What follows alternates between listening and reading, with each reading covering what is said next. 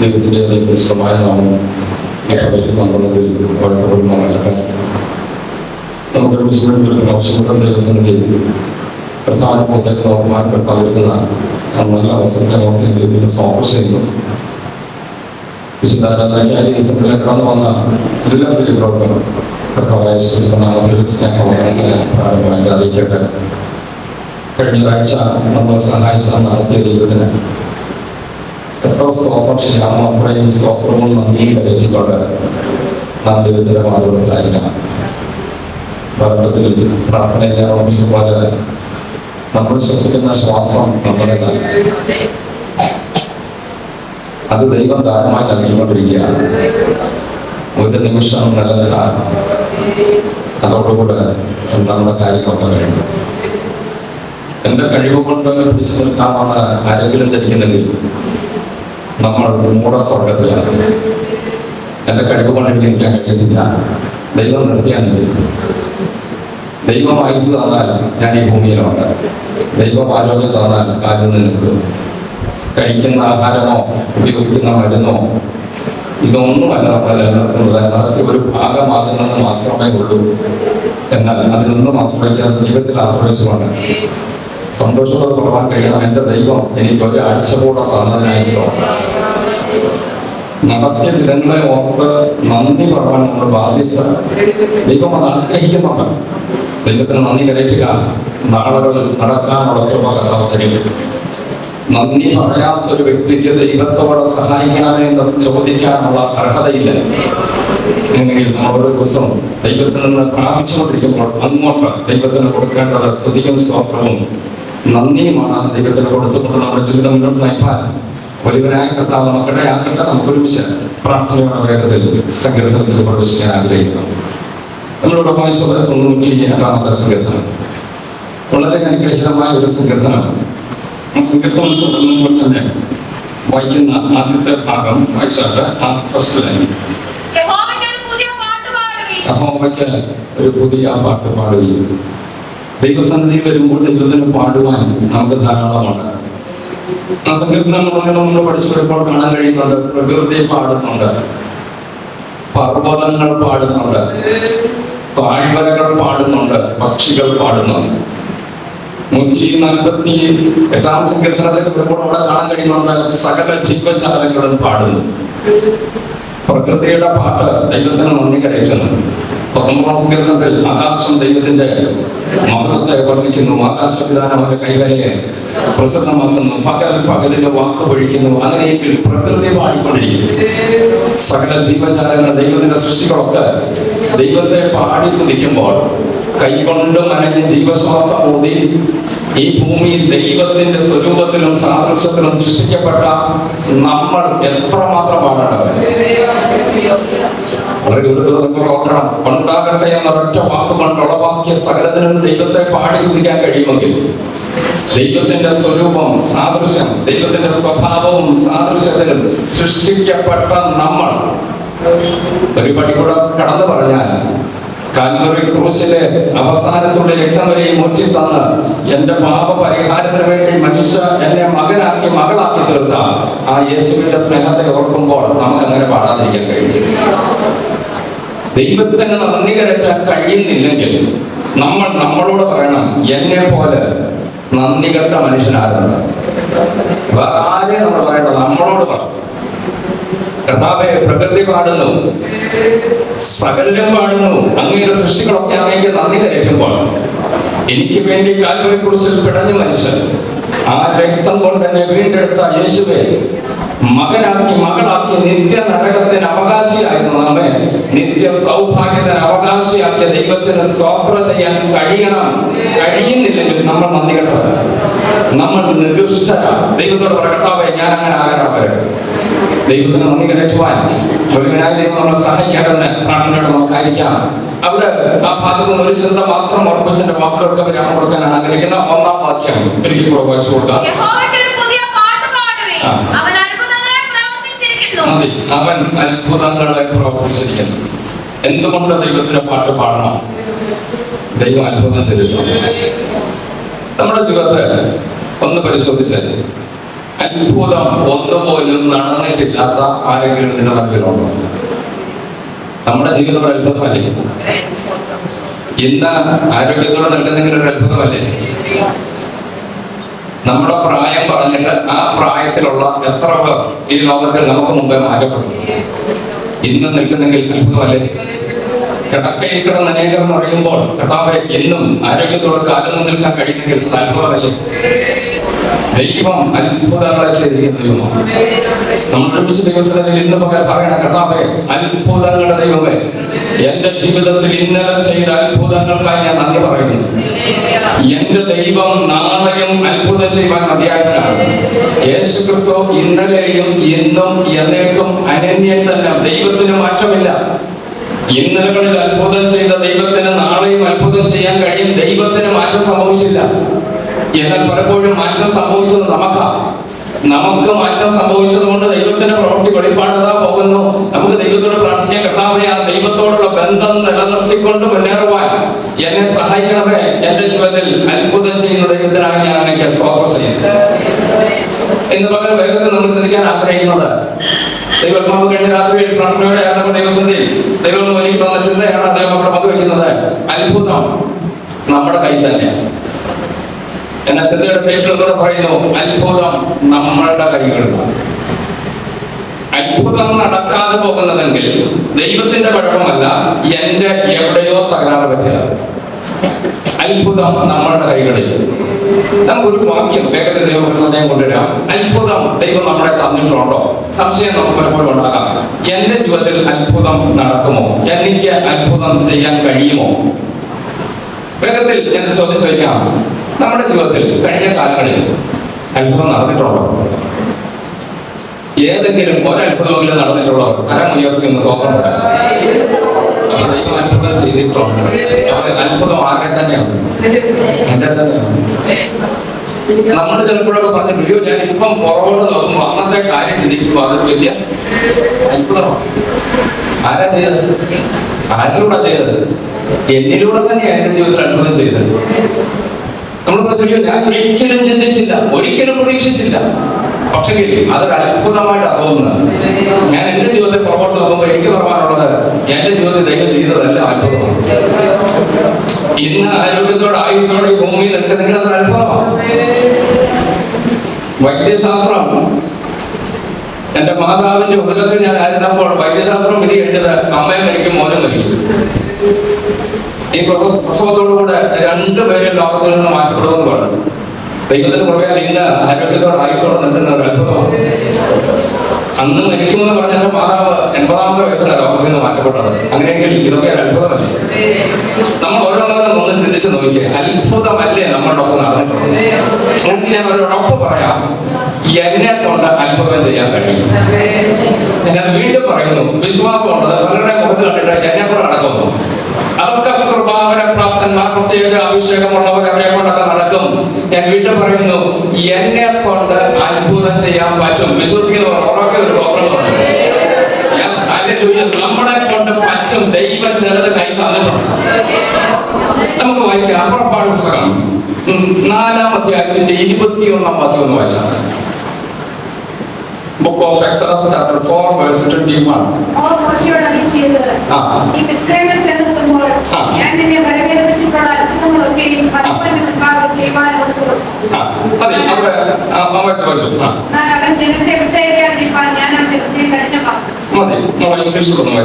Exodus chapter 4 verse 21. And the Lord said to Moses, when you go back to Egypt, see that you do all those wonders before Pharaoh, which I have put you in your hands. അവിടെ വായിച്ച വാക്യത്തിൽ നമ്മൾ ശ്രദ്ധിച്ചല്ലോ, നിന്റെ കയ്യിൽ, English വായിച്ചതാണ്, നിന്റെ കയ്യിൽ ഞാൻ തന്നിട്ടുള്ള അത്ഭുതം. മലയാളത്തിലും ആശയം ഞാൻ നിന്റെ പക്കൽ വായിച്ച മലയാളത്തിലെ വാക്യം വായിക്കും, നീ ഇസ്രായേലിൽ ചെന്നെത്തുമ്പോൾ ഞാൻ നിന്നെ പരമേൽപ്പിച്ചിട്ടുള്ള അത്ഭുതം. അതിലേക്ക് മോശയോട് പറയണം, മോശെ ഞാൻ നിന്നെ അത്ഭുതം പരമേൽപ്പിച്ച പറഞ്ഞു വിടുന്നത്. പറയട്ടെ, നിന്റെ കയ്യിൽ ഞാൻ എന്തോ തന്നിട്ടുണ്ട്, അത്ഭുതം തന്നിട്ടുണ്ട്. ഈ വചനം മോശയ്ക്ക് മാത്രമല്ല, വിശ്വസിക്കുന്ന എല്ലാവർക്കും ബാധകമാണ്. ഞാൻ വീണ്ടും ആവർത്തിച്ച് പറയുന്നു, എന്റെ കയ്യിൽ ദൈവം എന്തോ തന്നിട്ടുണ്ട്, അത്ഭുതം തന്നിട്ടുണ്ട്. ഞാൻ പറഞ്ഞത് ഈ വചനം ഏറ്റെടുക്കാൻ നമ്മുടെ മനസ്സൊന്ന് തുറന്നു വെച്ചു. നമുക്ക് എന്തൊക്കെ ഒത്തിരി നെഗറ്റീവ് ചിന്തകൾ വന്നിട്ടുണ്ട്. എന്നെ കൊണ്ട് ഇതൊന്നും പറ്റത്തില്ല, എനിക്കിതിനുള്ള കഴിവൊന്നും ഇല്ല, എനിക്കതിനുള്ള കൃപയില്ല. അതൊക്കെ പ്രത്യേക പ്രാർത്ഥനാപരമുള്ളവർക്ക്, ദൈവം പ്രത്യേക നിയോഗം തന്നവർക്ക് ഇങ്ങനെയൊന്നും വേദോസം ഒരിടത്തും പറയുന്നില്ല. മോശയോട് ദൈവം പറഞ്ഞു, ഞാൻ നിന്റെ കയ്യിൽ ഫലമേൽപ്പിച്ചിട്ടുണ്ട്, നിന്റെ കയ്യിൽ തന്നിട്ടുണ്ട്, നിന്റെ കയ്യിൽ ഞാൻ അത്ഭുതം തന്നിട്ടുണ്ട്, നീ ഇതെന്താ ചെയ്തോളാം. മിസ്രൈമിൽ എത്തുമ്പോൾ ആ വാക്യം നമ്മുടെ ഹൃദയത്തിലേക്ക് ഒന്ന് കയറി വരട്ടെ, അവിടെ തൊട്ടൊന്ന് വായിച്ചോളൂ. നീ മിസ്രൈമിൽ ചെന്നെത്തുമ്പോൾ, എല്ലാവരും ഒന്ന് വായിച്ചേ, ഒരുമിച്ച് ഒന്ന് വായിക്കാം നമുക്ക്. അത്ര ഭാഗം കേട്ടെ, ഞാൻ നിന്നെ വരവേൽപ്പിച്ചിട്ടുള്ള അത്ഭുതം. എന്നിട്ട് പറയുന്നു, ദൈവം എന്നെ അത്ഭുതങ്ങൾ വരവേൽപ്പിച്ചിട്ടുണ്ട്, ദൈവം എന്റെ കയ്യിൽ അത്ഭുതം തന്നിട്ടുണ്ട്. എന്നിട്ട് പറയുന്നു, ഇന്നലകളിൽ നിങ്ങളിലൂടെ അത്ഭുതം നടന്നെങ്കിൽ അതിന്റെ അർത്ഥം ദൈവം ചിലത് നിങ്ങളുടെ കയ്യിൽ തന്നിട്ടുണ്ട്. വിശുദ്ധിയോട് വിളിച്ചു പറ, എന്റെ കയ്യിൽ ദൈവം അത്ഭുതം തന്നിട്ടുണ്ട്, എന്റെ കയ്യിൽ അത്ഭുതമുണ്ട്, ദൈവം എന്നെ അത്ഭുതം പരമേൽപ്പിച്ചിട്ടുണ്ട്. എന്റെ ജീവിതത്തിലൂടെ ചില അത്ഭുതം നടക്കാൻ ദൈവം എന്നെ പരമേൽപ്പിച്ച അത്ഭുതങ്ങൾ മറ്റൊരാൾ ചെയ്യുന്നത് ഞാൻ ചെയ്യാൻ പോകണ്ട, എനിക്ക് ദൈവം തന്നിട്ടുള്ളൂ. ഈ മോശയെക്കുറിച്ച് ഒരു വാക്ക് നമുക്കറിയാമെങ്കിൽ ഞാൻ വേഗത്തിൽ പറഞ്ഞു പോകട്ടെ. മോശയെ ദൈവം വിളിച്ച വിളിയെ കുറിച്ച് നമുക്കറിയാം. 3-ാം അധ്യായം പ്രാരംഭഭാഗം നമുക്ക് വായിച്ചു വരുമ്പോൾ വായിക്കണമെന്നില്ല. ദൈവത്തിന്റെ പർവ്വതമായ ഹോരേബോളം എത്തി. അവിടെ ആടിനെ തീറ്റിക്കൊണ്ടിരിക്കുമ്പോൾ, തന്റേതല്ല അമ്മായിയപ്പന്റെ ആടിനെ, ഈ ആടിനെ തീറ്റിക്കൊണ്ടിരിക്കുമ്പോൾ ദൈവ പ്രത്യക്ഷത മോശക്കൊണ്ടാകുന്നു. ചരിത്രം അറിയാവുന്ന ദൈവങ്ങളുടെ മുമ്പിൽ വിശദീകരിക്കാതെ വേഗത്തിൽ അടുത്ത ഭാഗത്തേക്ക് കയറുകയാണ്. വിളിച്ചപ്പോൾ മോശ പറഞ്ഞൊരു വാക്കുണ്ട്, എനിക്ക് സംസാരിക്കാൻ അറിയത്തില്ല, എന്റെ നാവ് തടിച്ച നാവ്, ഞാൻ വിക്കനാണ്, എനിക്ക് സംസാരിക്കാൻ അറിയത്തില്ല. എന്നാൽ മോശയെ കുറിച്ച് നമ്മൾ പഠിച്ചു വരുമ്പോൾ ജന്മനാ വിക്കനല്ലായിരുന്നു, സംസാരിക്കാൻ നന്നായിട്ട് അറിയാവുന്നവരായിരുന്നു. അപ്പോസ്തല പ്രവൃത്തികൾ വേഗത്തിൽ ഒന്ന് എടുക്കാമോ? സ്തെഫാനോസിന്റെ പ്രസംഗത്തിൽ മോശയെ കുറിച്ച് പറയുന്ന ഒരു ഉദ്ധരണി നമുക്കൊന്ന് വായിച്ചു കേൾക്കാം. 7-ാം അധ്യായം അതിന്റെ 21 തൊട്ടൊന്ന് വായിച്ചു.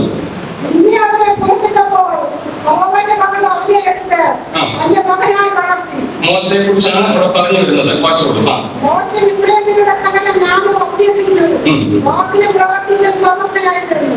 അവിടെ വാക്ക് വായിച്ചല്ലോ, സകല ജ്ഞാനവും ഇസ്രായേലിന്റെ സകല ജ്ഞാനവും അഭ്യസിച്ചു, വാക്കിലും പ്രവൃത്തിയിലും സമർത്ഥനായി തീർന്നു. ഇസ്രായേലിന്റെ രാജാവായി വാഴിക്കേണ്ട മോശ, ആ ഫറവോയ്ക്ക് ശേഷം അടുത്ത രാജാവാകേണ്ടവന് മിസ്രൈമിലെ ഉന്നത വിദ്യാഭ്യാസം കൊടുത്തു. അവിടെ പ്രത്യേക പദവികളുടെ വാക്കിലും പ്രവൃത്തിയിലും സമർത്ഥനായിരുന്നു, നന്നായി സംസാരിക്കാൻ അറിയാമായിരുന്നു. നമ്മൾ നോക്കണം, വിക്കനായ ഒരു മനുഷ്യന് എത്ര അറിവുണ്ടെങ്കിലും ഒരു വേദിയിൽ വന്നു നിന്ന് സംസാരിക്കുമ്പോൾ അദ്ദേഹത്തിന്റെ വാക്കുകൾ വിക്കി വരുമ്പോൾ കേൾവിക്കാർക്ക് അത് അല്പം ബുദ്ധിമുട്ട് തോന്നും. ആരും ആ പ്രസംഗം ശ്രദ്ധിക്കത്തില്ല. ആ വാക്കുകൾക്ക് ഒരു ഒഴുക്കുണ്ടായിരുന്നു. അതേക്കുറിച്ച് ചരിത്രം പറയുന്ന ഒരു കാര്യം ഇതാണ്, അന്ന് കാലത്ത് മിസ്രൈമിൽ സംസാരിക്കാൻ, പ്രസംഗിക്കാൻ പഠിപ്പിക്കുന്ന, ഭംഗിയായി അവതരിപ്പിക്കാൻ പഠിപ്പിക്കുന്ന ഒരു കലയുണ്ടായിരുന്നു. റെക്ടറിംഗ് എന്ന് പറയുന്ന ഒരു കല, പ്രത്യേക കല. അതായത് നല്ല രീതിയിൽ എപ്രകാരം സ്ഫുടമായി സമൂഹത്തെ സ്പേസ് ചെയ്യണം, ആ രീതിയിൽ സംസാരിപ്പിക്കുന്ന ഒരു കല. ഇത് മോശ പഠിച്ചു. അതാണ് പറഞ്ഞ വാക്കിലും പ്രവൃത്തിയിലും സമർത്ഥൻ. എവിടെ നിന്നാലും ആരുടെ മുമ്പിൽ നിന്നാലും 4 വാക്ക് പറയാൻ മോശയ്ക്ക് അറിയാം. കാരണം നാളത്തെ രാജാവാകേണ്ട വ്യക്തിയാണ്. ആ രാജാവ് എഴുന്നേറ്റ് നിന്ന് പ്രഖ്യാപനം നടത്തുമ്പോൾ ആ വാക്കുകൾ വികലമെങ്കിൽ ആൾക്കാർ കേൾക്കത്തില്ല. അങ്ങനെയെങ്കിൽ മോശ നന്നായി സംസാരിക്കുന്നവൻ, പ്രവൃത്തിയിൽ കഴിവുള്ളവൻ, എല്ലാ കാര്യത്തിലും മിടുക്കനാക്കി വളർത്തിക്കൊണ്ട് വന്ന മോശ. 80-ാമത്തെ വയസ്സിൽ ദൈവം വിളിച്ചപ്പോൾ മോശ കർത്താവിനോട് പറയുന്ന വാക്കുണ്ട്. പുറപ്പാട് പുസ്തകത്തിലെ വാക്യം വായിക്കണമെന്ന് നമുക്കറിയാമല്ലോ. എനിക്ക് ഒന്നെടുത്ത് എടുത്തൊന്ന് വായിച്ചു. പുറപ്പാട് പുസ്തകം ദൈവം മോശയോട് കാണാം. മുമ്പേ തന്നെ നീ അടിയനോട് സംസാരിച്ച ശേഷവും ഞാൻ വാക്സാമർത്ഥ്യം ഉള്ളവനല്ല. മോശ ഒരിക്കൽ വാക്സാമർത്ഥ്യമുള്ളവൻ. ഇപ്പോൾ എന്താ പറയുന്നത്? ഞാൻ നിത്യനും തടിച്ച നാളുള്ളവനുമാകുന്നുവെന്ന് പറഞ്ഞു. ഞാൻ വേഗത്തിൽ അല്പം ചരിത്രമെന്ന് പറഞ്ഞ് പോവുകയാണ്. എപ്പോഴും ആ ഭാഗത്തെ കാണാൻ പറ്റാത്തതുകൊണ്ട് ഈ ഭാഗത്തോടെ വേഗത്തിൽ പോവുകയാണ്. മോശ നിത്യനും തടിച്ച നാളുള്ളവനുമാണ് എന്നല്ലോ. വാക്സാമർത്ഥ്യമുള്ളവനായ മോശ വാക്സാമർത്ഥ്യമില്ലാത്തവനായി മാറി. മോശയുടെ ചരിത്രം നമുക്കറിയാം. ആദ്യത്തെ 40 വർഷം മിസ്രൈമിലെ കൊട്ടാരത്തിൽ രാജകുമാരിയുടെ മകനായ അടുത്ത അനന്തരാവകാശിയായി വാണ മോശ. 40-ാമത്തെ വയസ്സിൽ ഒരു മിസ്രൈമിനെ തല്ലിക്കൊന്ന് അവിടെ നിന്ന് ഓടേണ്ടി വന്ന ചരിത്രം. 40 വർഷം മോശ മരുഭൂമി. ഈ മരുഭൂമി വാസം മോശയെ വിജ്ഞനാക്കി. മാത്രമല്ല, അവിടെ ഒരു വാക്യം കൂടെ നമുക്കൊന്ന് വേഗത്തിൽ നിന്ന് നോക്കാം. മോശ അവിടെ നിന്ന് മൂടിപ്പോകുന്ന ഓട്ടത്തെ കുറിച്ച് നമ്മൾ കാണുന്നുണ്ട്. 2-ാം അധ്യായത്തിൽ നമ്മൾ ആ ഭാഗം വായിക്കുമ്പോൾ 18-ാമത്തെ വാക്യം വായിച്ചേ. 2:18 പുറപ്പാട് 16 വായിച്ചു. മിദ്യാനിലെ പുരോഹിതന് 7 ചുറ്റുമാറുണ്ടായിരുന്നു. അപ്പന്റെ ആടുകൾക്ക് കുടിപ്പാൻ വെള്ളം പോയി തൊട്ടിയാൽ നിറച്ചു. എന്നാൽ ഇടയന്മാർ വന്ന് അവരെ ആട്ടിക്കളഞ്ഞു. അപ്പോൾ മോശ എഴുന്നേറ്റ് അവരെ സഹായിച്ചവരുടെ ആടുകളെ കുടിപ്പിച്ചു. അവർ തങ്ങളുടെ അപ്പനായ ഋതുവേലിന്റെ അടുക്കൽ വന്നപ്പോൾ നിങ്ങൾ ഇത്ര വേഗം വന്നത് എങ്ങനെയെന്ന് അവൻ ചോദിച്ചു. ഇടയന്മാരുടെ കയ്യിൽ നിന്ന് ഞങ്ങളെ വിടുവിച്ചു. ഞങ്ങൾക്ക് വെള്ളം കോരുന്ന ആടുകളെ കുടിപ്പിച്ചു എന്ന് അവർ പറഞ്ഞു. അവൻ തന്റെ ബുദ്ധിമാരോട് അവനെവിടെ നിങ്ങൾ അവനെ വിട്ടേച്ചു വന്നതിന്റെ ഭക്ഷണം കഴിപ്പാൻ അവനെ വിളിപ്പിക്കുന്നു പറഞ്ഞു. മോശയ്ക്ക് അവനോടുകൂടെ പാർപ്പാൻ സമ്മതമായി. അവൻ മോശയ്ക്ക് തന്റെ മകൻ സിപ്പോയെ കൊടുത്തു. അവളൊരു മകനെ പ്രസവിച്ചു. ഞാൻ അന്യദേശത്ത് പരദേശിയായിരിക്കുന്നു അവൻ പറഞ്ഞ് ഒരു ദർശനം എന്ന് പേരിട്ടു. മോശ 40 വർഷത്തെ കൊട്ടാരവാസത്തിന് ശേഷം താൻ ഓടി മരുഭൂമിയിലെത്തി. പറവനെ പേടിച്ചോടി പോയതാണ്.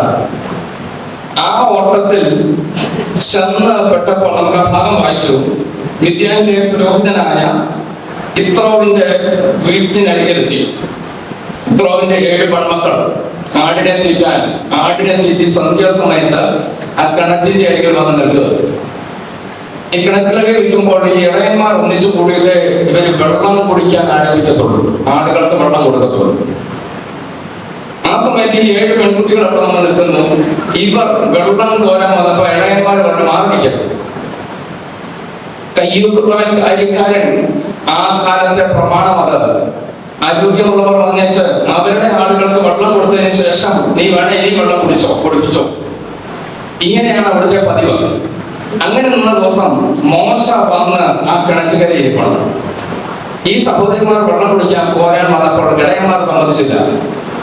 മോശയുടെ സ്വഭാവം നമുക്കറിയാം. അവരെടുത്തിനെ തല്ലിക്കൊണ്ട് ചോടി വരുമോ തന്റെ സൗകര്യവും ഒക്കെ മാറി നിൽക്കടാ, നീ ആരാടാ, എല്ലാവരോടും നിങ്ങൾ വെള്ളം കോരും. അപ്പൊ ഈ യിത്രോവിന്റെ 7 മക്കൾ വെള്ളം കോരി അവരുടെ ആളുകളെ കുറിച്ചു. വീട്ടിൽ നേരത്തെ ചെന്നപ്പം അപ്പൻ ചോദിച്ചു, ഇന്ന് എന്താ പറ്റി മക്കളെ പെട്ടെന്ന് വരാൻ? ആ പിള്ളേർ കൊടുത്ത ഉത്തരം കൊണ്ട് പോകും. അത് നമ്മൾ വായിച്ചത് 19-ാം വാക്യത്തിൽ.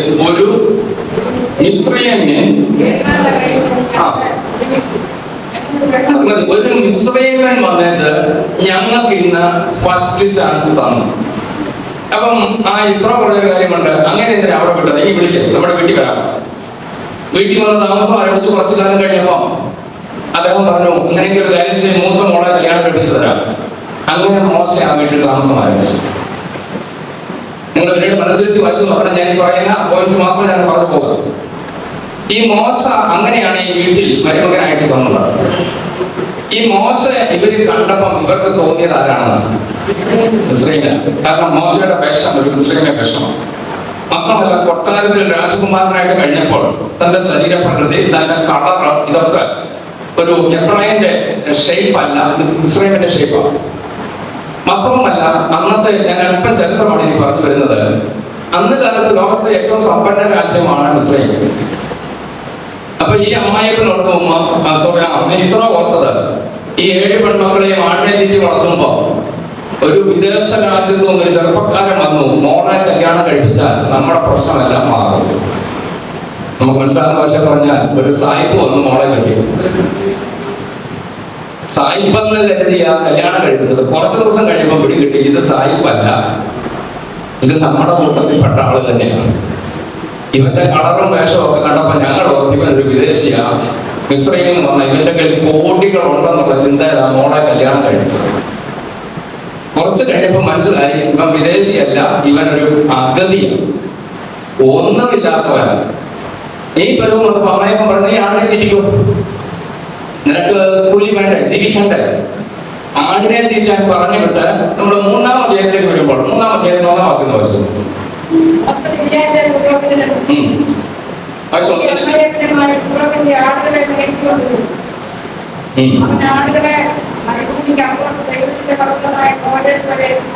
മതി, ആ ഭാഗത്ത് വായിക്കുമ്പോൾ മോശ ദൈവത്തിന്റെ പർവ്വതമായ ഹോരേബോളം ആടിനെ തീറ്റി മരുഭൂമിക്ക് അപ്പുറം പോയി ദീർഘദൂരം യാത്ര ചെയ്യുക. ചെറുപ്പക്കാരന്മാരെ കുറിച്ച് പറയുന്നത് ഞാൻ ആദ്യം പറഞ്ഞ ഭാഗം മനസ്സിൽ വെച്ചുകൊണ്ട് ചിന്തിക്കണം. ഒരു വലിയ പണക്കാരനാണ്, വിദേശിയാണ്, എന്തൊക്കെയോ ഉണ്ടെന്ന് കണ്ട് കല്യാണം കഴിപ്പിച്ച് വീട്ടിൽ വന്നപ്പോൾ പിന്നീട് മനസ്സിലായി ഇവൻ ഒന്നുമില്ലാത്തവൻ. അങ്ങനെ വന്നപ്പോഴത്തേക്കും വീട്ടുകാർ ഇവനെ വെറുക്കാൻ തുടങ്ങി, സംസാരം കുറഞ്ഞു. ഭാര്യയും തന്റെ മക്കളും അമ്മായിയപ്പനും സഹോദരിമാരും ഒന്നും ഇദ്ദേഹത്തെ ആദ്യം കണ്ട കാഴ്ചയിലല്ല ഇപ്പോൾ കാണുന്നത്. തനിക്ക് വീട്ടിൽ വന്നാൽ തനിക്ക് ഏകാന്തത, ആരും സംസാരിക്കാനില്ല. താൻ അങ്ങനെ ആടിനെ കൊണ്ട് പോയി വല്ലപ്പോഴും മാത്രമാണ് വീട്ടിൽ വരുന്നത്. മരുഭൂമിക്ക് അപ്പുറം വരെ ആടിനെ കൊണ്ടുപോയി. ഈ സമയങ്ങളിലൊന്നും മോശയ്ക്ക് സംസാരിക്കാൻ ആരുമില്ല. പിന്നെ മുമ്പിലുള്ളതാരാ? കുറെ ആടിനോട് ഏത് ഭാഷ സംസാരിക്കാം? ഹോയ് ഹേയ് എന്നൊക്കെ പറഞ്ഞ പോലെ വായിക്കാം. അങ്ങനെയാണ്. അല്ലാതെ എന്തോ ഭാഷ പറയാൻ പറ്റും. ആടിനോട് നമ്മൾ സംസാരിക്കാൻ പറ്റും. ജോസഫ് പുസ്തകത്തിൽ എഴുതിയിരിക്കുന്നത് ദീർഘകാലം സംസാരിക്കാതിരുന്ന മോശയുടെ നാവിന് സംസാരശേഷി നഷ്ടപ്പെട്ടു. നമുക്കറിയാമല്ലോ, ശരീരത്തിന്റെ ഏതൊരു അവയവവും ദീർഘനാളം ഉപയോഗിക്കാതിരുന്നാൽ പിന്നെ ഉപയോഗശൂന്യമായി. അല്ലെങ്കിൽ മോശയുടെ നാവ് തടിച്ചു പോയതപ്പോഴേ ഈ 40 വർഷത്തിനാണ് സംസാരിക്കാൻ കഴിവുള്ളവനാ. നമ്മൾ ആദ്യം വായിച്ചു പ്രവൃത്തിയിലും വാക്കിലും പ്രവൃത്തിയിലും സമർത്ഥൻ. മോശം തന്നെ പറയുന്നു വാക് സാമർത്ഥ്യം ഇല്ലാത്തവൻ. അതിനർത്ഥം ഒരു കാലത്ത് എനിക്ക് ഉണ്ടായിരുന്നു. ഈ 40 വർഷം തന്റെ നാവ് ഉപയോഗിക്കാൻ കഴിയാത്ത നിമിത്തം നാവ് തടിച്ചുപോയി. ദൈവസന്നിധിയിൽ മോശ വന്നപ്പോൾ മോശയെ വിളിച്ച ദൈവത്തോട് മോശ പറയുകയാണ്, ദൈവമേ, എനിക്ക് വാക് സാമർത്ഥ്യമില്ല, സംസാരിക്കാൻ കഴിയത്തില്ല. നേരത്തെ വർഷമാക്കി ഒരിക്കലും വായിക്കാമോ മോശ പറഞ്ഞത്? 3-ാമത്തെ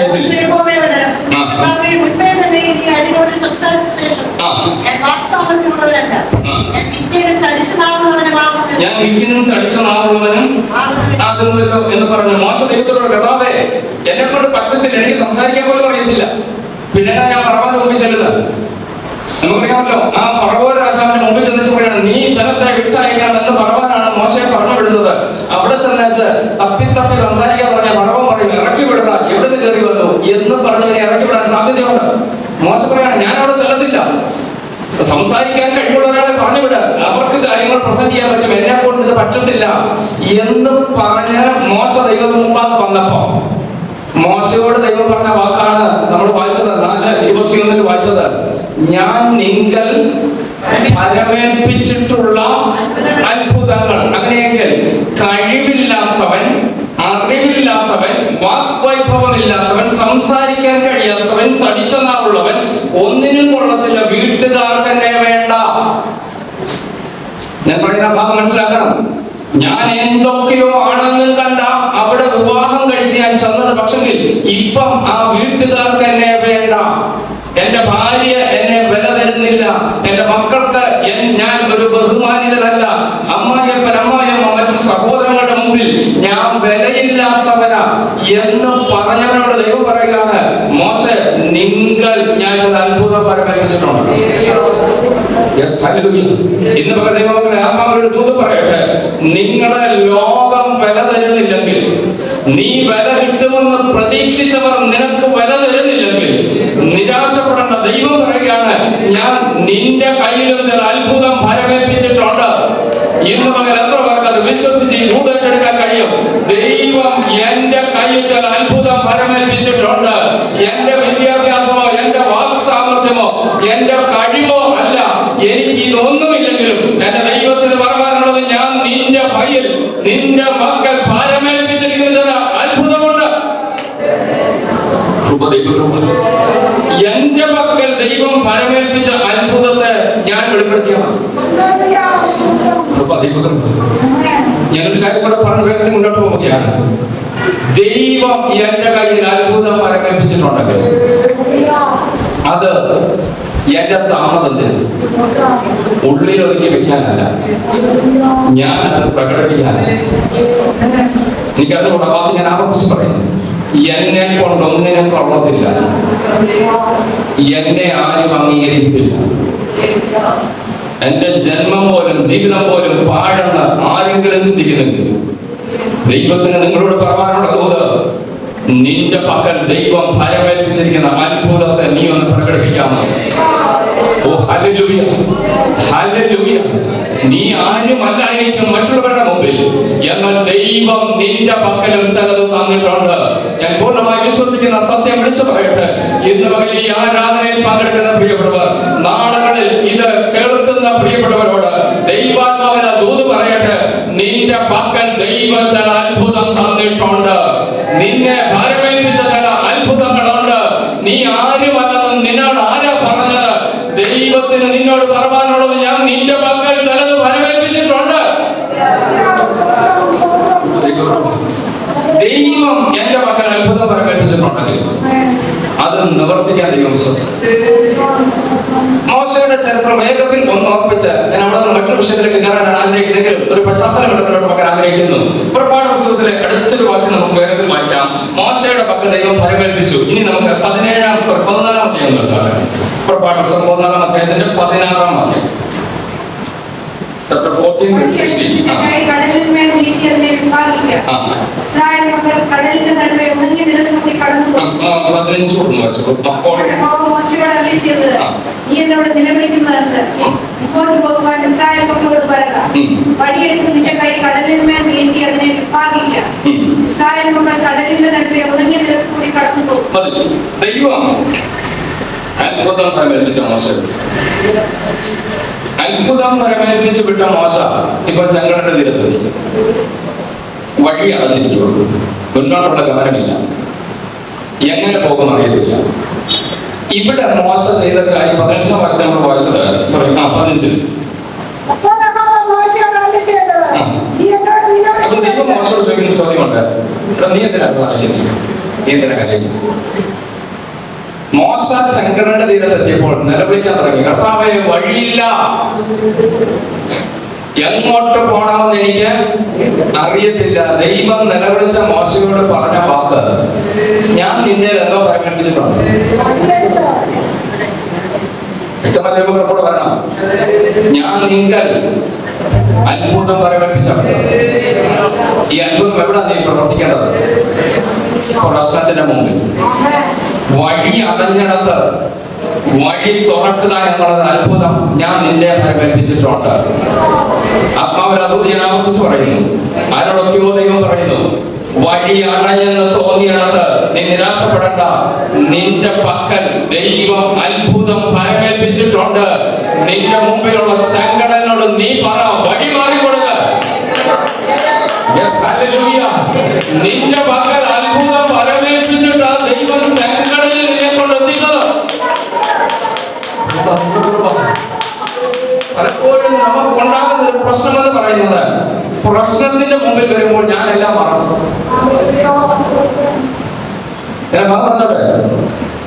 മോശയെ ദൈവം വിളിച്ചപ്പോൾ മോശയുടെ പക്കൽ അത്ഭുതം പരമേൽപ്പിച്ചു. അപ്പൊ മറക്കരുത്, നിങ്ങൾ പരമേൽപ്പിച്ചിട്ടുള്ള അത്ഭുതം ദൈവം നമ്മുടെ പക്കൽ ചില അത്ഭുതം പരമേൽപ്പിച്ചത് പ്രശ്നത്തിന്റെ നടുവിൽ നീ ഒരു അത്ഭുതമാകാൻ. ഓ കൃപ, ദൈവകൃപ. നമുക്കറിയാമല്ലോ, ഫറവോന്റെ മുമ്പിലെത്തി താൻ 10 അത്ഭുതങ്ങൾ കാണിച്ചപ്പോൾ ഫറവോൻ ജനത്തെ വിട്ടയച്ചു. മോശയെ നിന്നെ കൊണ്ട് കഴിയാൻ പറ്റുമെന്ന്, നിന്നെ കൊണ്ട് പറ്റുമെന്ന് എന്റെ ദൈവത്തിന് അറിയാവുന്നത് കൊണ്ട് ഈ അത്ഭുതം തന്ന് നിന്നെ വിട്ടത്. നിന്റെ പക്കൽ പരമേൽപ്പിച്ചിരിക്കുന്ന അത്ഭുതത്തിന് കഴിയെങ്കിൽ ഈ ചെങ്കടലിലും നിന്റെ പക്കൽ പരമേൽപ്പിച്ചിരിക്കുന്ന അത്ഭുതം കൊണ്ട് നിനക്ക് അത്ഭുതം ചെയ്യാൻ കഴിയും. അവിടെ ദൈവം പറയുന്ന വാക്ക് വളരെ ശ്രദ്ധേയമാണ്. ദൈവസന്നിധിയിൽ എന്ത് ചെയ്യുന്നുണ്ട്? പ്രാർത്ഥിക്കുന്നുണ്ട്, കരയുന്നുണ്ട്. വേണ്ടെന്നല്ല, വേണം. ഈ കരയുന്ന കർത്താവ് കേട്ട് പറയും, കുഞ്ഞെ നീ കരയുന്ന നല്ല കാര്യമാണ്, പ്രാർത്ഥിക്കുന്ന നല്ലത്, പക്ഷെ നിന്റെ നല്ല ഒരു ഇത് കഴിഞ്ഞ ദിവസം ഉണ്ടായിരുന്നോ? എന്തുകൊണ്ട് നമുക്ക് മനസ്സിലാകാറുണ്ട്? വർഷങ്ങൾക്ക് മുമ്പ് ഒരു കേട്ടൊരു സംഭവം ഓർപ്പിക്കാം. യാഥാർത്ഥ്യമാണെന്ന് തന്നെയാണ് എന്റെ വിശ്വാസം. ഒരു അപ്പച്ചനും അമ്മച്ചിയും ഒറ്റയ്ക്ക് താമസിക്കുന്ന വീട്ടിൽ മകൻ വിദേശത്തുനിന്ന് വന്നു. വർഷങ്ങൾക്ക് മുമ്പ്, ഇന്നത്തെ കാലമല്ല. എല്ലാ വർഷവും അവർ വരാറുണ്ട്. അപ്പൊ ഈ മോൻ പോകാൻ നേരം ഒരു 12 ചെക്ക് സൈൻ ചെയ്ത് അവിടെ വെച്ചു. അപ്പച്ചൻ പറഞ്ഞു, അച്ഛാ റോയ്ക്കകത്ത് ഉണ്ട്, അച്ഛനെ വേണ്ടിയപ്പം ഉണ്ട്, ഇത് കൊടുത്ത് പൈസ വാങ്ങിക്കണം. അപ്പൻ ഇതിനെക്കുറിച്ചൊന്നും അറിയില്ല, ഇതാണ് വാങ്ങുന്നു. അപ്പം നാട്ടുകാരോട് പറഞ്ഞു, പാലിന്റെ പൈസ കൊടുക്കാനുണ്ട്, പത്രത്തിന്റെ കൊടുക്കാനുണ്ട്, പലചരക്കുകളുടെ കൊടുക്കാനുണ്ട്, 5 പൈസ കയ്യിലില്ല, പലതും തരണം. മോൻ വിദേശത്തായത് കൊണ്ട് അപ്പന് കൊടുക്കാൻ നാട്ടുകാർക്ക് മടിയില്ല, മോൻ പൈസ കൊടുക്കും.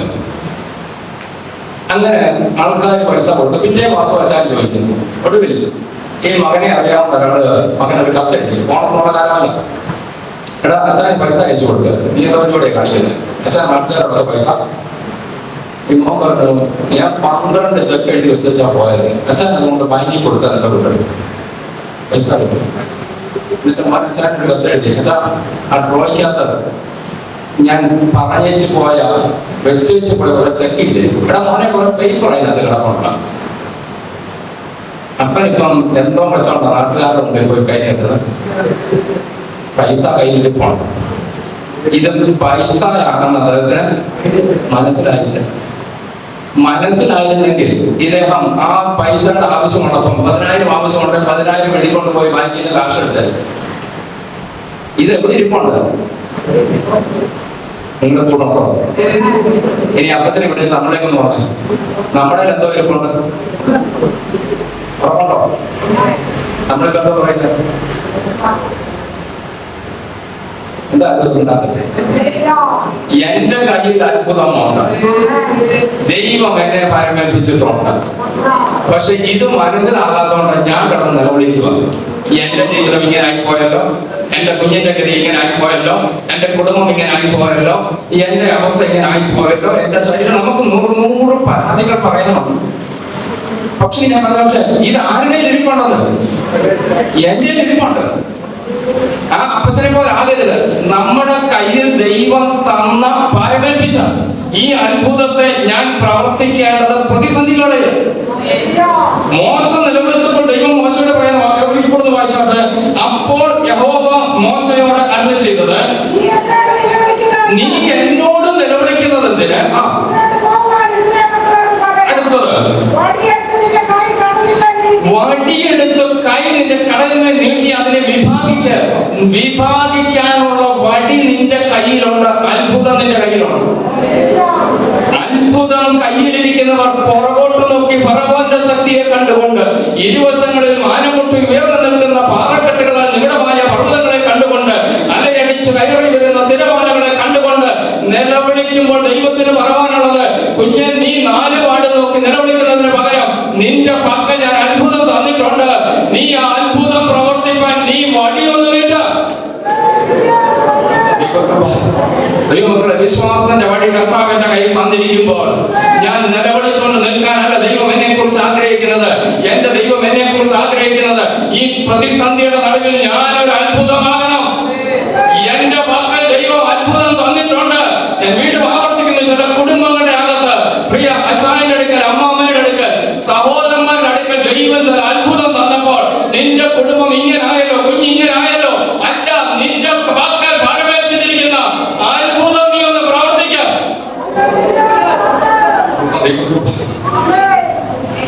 അത്ഭുതം ഞാൻ പ്രവർത്തിച്ചാൽ, ദൈവം എന്റെ കൈ തന്ന അത്ഭുതം ഞാൻ പ്രവർത്തിച്ചാൽ എന്റെ മുമ്പിൽ വഴി തുറക്കും. ആ വാക്ക് ഞാൻ വീണ്ടും ആവർത്തിക്കുന്നു. വഴി അടഞ്ഞെന്ന് ചിന്തിക്കുന്നവരോട്, ഇല്ല, അടഞ്ഞിട്ടില്ല, നിന്റെ അത്ഭുതം. നീ അതിന് വെറുതെ നിലവിളിച്ചുകൊണ്ടിരിക്കേണ്ട. നിന്റെ കയ്യിൽ ദൈവം അത്ഭുതം തന്നിട്ടുണ്ട്. നീ വിശ്വാസത്തിന്റെ വഴിയൊന്നും നീക്ക. ചില വഴി തുറക്കാൻ പോവുക. ഇതുവരെ കണ്ടിട്ടില്ലാത്ത, ഇതുവരെ പോയിട്ടില്ലാത്ത, ആരും ഇതുവരെ സഞ്ചരിച്ചിട്ടില്ലാത്ത, നിനക്ക് വേണ്ടി മാത്രം ദൈവം ചില പുത്തൻ വഴികളെ തുറക്കാൻ വിശ്വസ്തനാണ്. നീ വഴി നീട്ടാൻ തയ്യാറാകുമെങ്കിൽ, വിശ്വാസത്തിന്റെ വാക്ക് വിളിച്ചു പറയാൻ തയ്യാറാകുമെങ്കിൽ, നിന്റെ മക്കൾ ഫലമേൽപ്പിച്ചിരിക്കുന്ന അത്ഭുതം ചെയ്യുവാൻ എന്റെ ദൈവം ശക്തനാണ്. അത്ഭുതം ഫലമേൽപ്പിച്ചു വിട്ട മോശം 10 അത്ഭുതം മുസ്ലിം നടത്തി. ചെങ്കടയിൽ ഒരത്ഭുതം, അടുത്തൊരത്ഭുതം വേഗത്തിൽ നമുക്ക് വായിക്കാം. 17-ാം അധ്യായം 4-ാം വാക്യത്തോട് വായിച്ചു. ഈ ജനത്തിന് ഞാൻ എന്ത് ചെയ്യേണ്ടു? അവർ എന്നെ കല്ലെറിയാൻ പോകുന്നത് എന്ന് പറഞ്ഞു. യഹോവ മോശയോട്, സംഭവമാണ്. വെള്ളമില്ല എന്ന് പറഞ്ഞപ്പോൾ ജനങ്ങളെല്ലാം മോശയുടെ നേരെ വന്നപ്പോൾ വൃത്ത വിഷയമാണ്. വായിച്ചോളൂ. ഇസ്രായേൽ മൂപ്പന്മാരെ ചിലരെ കൂട്ടിക്കൊണ്ട് ഈ നദി അടിച്ച വഴിയിൽ കയ്യിലെടുത്ത് ജനത്തിന് മുമ്പാകെ കടന്നു പോകാം. ഞാൻ ഹോരേബിന്റെ മുമ്പാകെ പാറയുടെ മേൽ നിൽക്കും. ഈ പാറയെ അടിക്കണം. ഉടനെ ജലത്തിൽ കുഴിപ്പാൻ വെള്ളം അതിൽ നിന്ന് പുറപ്പെടുന്നത് കൽപ്പിച്ചു. ഈ പാറയുടെ മുമ്പിലെത്തി, ചെങ്കടലിലെത്തി, അത്ഭുതം പരിമേൽപ്പിച്ചിട്ടുണ്ട്. ദൈവത്തോട് നിലവിളിച്ചപ്പോൾ ദൈവം പറഞ്ഞു, ഞാൻ അത്ഭുതം നിന്നാലുള്ള പടി ഞാൻ. 17-ാം അധ്യായത്തിൽ വന്നപ്പോൾ വെള്ളമില്ല, പാറയുടെ തിക്കപ്പാറയാണ്. 4-ാം വാക്യത്തിൽ നമ്മൾ വായിച്ചത് 5-ാം വാക്യത്തിൽ അവർ പറയുന്ന ഭാഗമുണ്ട്. നീ നദിയെ അടിച്ച വടിയും കയ്യിലെടുത്തുകൊണ്ട്. അത് ഒരു വേർഷനില് സന്തോഷം തോന്നി. You used to use. നീ പതിവായി ചെയ്യുന്ന കാര്യം ചെയ്താൽ മതി. പറഞ്ഞ അപ്പം മോശയ്ക്ക് ദൈവത്തെ കൊടുത്തിട്ടുണ്ട്. അത്ഭുതങ്ങൾ പലപ്പോഴും ചെയ്യാനല്ല, പതിവായി ചെയ്യുന്ന രീതിയിൽ ചെയ്താൽ മതി. ഒന്ന് പ്രാക്ടീസ് ചെയ്യാൻ പറ്റും. നമുക്ക് പലപ്പോഴും അത്ഭുതമായി തോന്നാൻ പലപ്പോഴും നടത്തുന്നുണ്ട്. ദൈവത്തോട് പറ, എന്റെ പക്കൽ ദൈവം അത്ഭുതം പരിമേൽപ്പിച്ചിട്ടുണ്ട്. ഒന്ന് ട്രൈ ചെയ്ത് നോക്കാം. പിന്നെ അതിനെ ബിസിനസ് ആക്കാതിരുന്നാണ്. ദൈവനാമം നോക്കുന്നതിനോട് പറയാം, ഒത്തിരി അത്ഭുതം ഞാൻ കണ്ടിട്ടുണ്ട്. രോഗസൗഖ്യം കണ്ടിട്ടുണ്ട്. എന്റെ പ്രശ്നത്തിന് എനിക്ക് ദൈവം ഒരു തന്നിട്ടുണ്ട്. ഞാൻ കൈവച്ച് സൗഖ്യമായി ഞാൻ കണ്ടിട്ടുണ്ട്. പക്ഷെ ഇതിനെ നാളെ ബിസിനസ്സായിട്ട് കൊണ്ടുപോകുന്നതാണ്. നമുക്കെല്ലാം ദൈവം അത്ഭുതം ചെയ്യാൻ ചിലതൊക്കെ പരിഗണിച്ചിട്ടുണ്ട്. വേറൊരാൾ ചെയ്യാൻ പോകണ്ട, എന്നോട് പറഞ്ഞാൽ ചെയ്യാം. നമ്മുടെ ഒക്കെ വ്യക്തിപരമായ ജീവിതത്തിൽ ദൈവമക്കളെ ദൈവം അത്ഭുതങ്ങൾ ചെയ്തിട്ടുണ്ട്. You used to use. നീ പതിവായി ചെയ്യുന്ന, സാധാരണയായി ചെയ്യുന്ന. അതാണ് മോശയോട് പറഞ്ഞത്. നീ സാധാരണ ചെയ്യുന്ന എന്ന് പറഞ്ഞാൽ, നീ ഫറവോന്റെ മുമ്പിൽ 10 അത്ഭുതം ചെയ്തു, അത് ഞാൻ നിന്നെ ലഭിച്ചതാണ്. ചെങ്കടലിൽ നീ അത്ഭുതം ചെയ്തു, അത് ഞാൻ നിന്നെ പരിമേൽപ്പിച്ചതാണ്. അങ്ങനെയെങ്കിൽ ഈ പാറയിലെടുക്കുന്ന നീ എന്ത് ചെയ്താൽ മതി? ഇവിടെയും അത്ഭുതം ഞാൻ നിന്നെ തന്നേക്കോ? ജനമെല്ലാം കൂടെ കല്ലെറിയാൻ തുടങ്ങുന്നു. അവർ പറയുന്നു, എന്ത് ചെയ്യാനാ, വെള്ളമില്ല, എത്ര ദിവസമായി പരാതി പറഞ്ഞപ്പോൾ ദൈവം പറയാം, മോശേ, ഞാൻ നിന്റെ അത്ഭുതം തന്നിട്ടുണ്ട്. നീ ആ പാറയെ ഒന്ന് അടിച്ചാൽ മതി. നീ പാറയെ അടിച്ചാൽ അത്ഭുതം നടക്കും. കൃപ, ദൈവകൃപ. ഇന്ന് പകരം ഞാൻ വീണ്ടും ആവർത്തിച്ചോട്ടെ.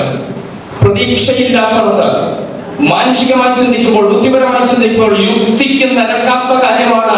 പാറയെ അടിച്ചാൽ മോശയുടെ കയ്യിലിരിക്കുന്ന കാട്ടുകം ഒടിയുമെന്നല്ലാതെ വേറെ വിശേഷമില്ല.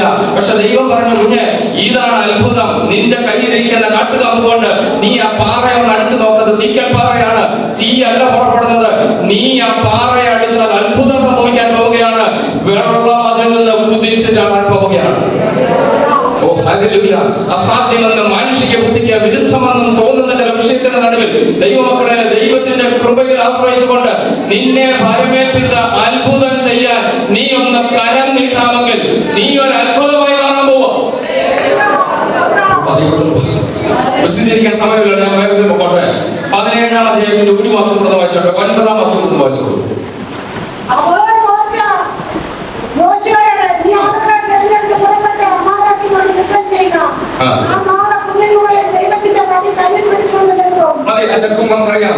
അത്ഭുതം ദൈവം പരിമേൽപ്പിച്ചിരിക്കുന്നു. പക്ഷെങ്കിൽ മാനുഷിക ബുദ്ധിക്ക് ചിന്തിക്കുമ്പോൾ പലതും വൈരുദ്ധ്യങ്ങളായി തോന്നാം. യോശുവയും കൂട്ടരും യുദ്ധത്തിന് വേണ്ടി പാളയത്തിൽ ഇറങ്ങിപ്പോകുന്നു. മോശ യോശുവയോട് പറയണം, നീ ധൈര്യമായിട്ട് പൊക്കോ, ഞാൻ വടി പിടിച്ച് പുറകിലാണ്. മോശ പറയണം, ഞാൻ വടി ഉയർത്തി പിടിക്കാം, യുദ്ധം ചെയ്യും, വടി താഴുമ്പോൾ നീ പരാജയപ്പെടും. അങ്ങനെയെങ്കിൽ ദൈവം പരമേൽപ്പിച്ച അത്ഭുതം മാനുഷിക ബുദ്ധിക്ക്, മാനുഷിക ചിന്തയ്ക്ക് പോഷകമാണ്. നമ്മൾ കുന്നിൻ മുകളിൽ ഒരു വടി പൊക്കിയാൽ താഴെ എങ്ങനെ ജയിക്കുന്നു? ദൈവങ്ങളെ ഒന്ന് ചിന്തിച്ചു മനസ്സിലാക്കുന്നില്ല. ആ യുദ്ധമുന്നണിയിൽ വേണ്ട ആയുധം കൊടുത്താൽ ജയിക്കും, അവർക്ക് മിലിറ്ററിയെ കൊടുത്താൽ ജയിക്കും, അവർക്ക് വേണ്ട ആയുധങ്ങൾ കൊടുത്താൽ ജയിക്കും. ഇവിടെ പറയുകയാണ് ആയുധം തരുന്നില്ല, മിലിറ്ററി എക്സ്ട്രാ തരുന്നില്ല, നീ അങ്ങ് ഇറങ്ങിയാൽ മതി, ഞാനത് പോയിക്കോളാം. ദൈവമക്കളെ വീണ്ടും പറഞ്ഞോട്ടെ, പ്രാർത്ഥനയുടെ കരം ഉയർത്തിയാൽ നടക്കും. പാളയത്തിൽ വിഷയം നടക്കുന്നത് പുറകിൽ പ്രാർത്ഥനയുടെ കരം ഉണർന്നു. ഏതൊരു സംരംഭത്തിൽ ഇറങ്ങി തിരിച്ചാലും, കുഞ്ഞുങ്ങളാണ് നിങ്ങളുടെ പഠനത്തിൽ, ജോലി ചെയ്യുന്നവർ നിങ്ങളുടെ ജോലിയിൽ, ഏത് മേഖലകളിലും നിങ്ങളൊരു വിജയമാക്കണമെങ്കിൽ പിന്നിൽ പ്രാർത്ഥനയുടെ കരമൊന്ന് ഉയരാമെങ്കിൽ ഒരത്ഭുതമാണ്. എങ്ങനെ സംഭവിച്ചു എന്ന് ചോദിച്ചാൽ ഒറ്റപ്പാക്കിൽ ഉത്തരം പറയാം, പിന്നിൽ പ്രാർത്ഥനയുടെ കരമൊന്ന് ഉയർന്നു. പ്രാർത്ഥനയുടെ കരം ഉയർത്താൻ ദൈവം നിനക്ക് തന്നിട്ടുണ്ടെങ്കിൽ അത്ഭുതം അതിനകത്ത് ഒളിപ്പിച്ചു വെച്ചിട്ടുണ്ട്.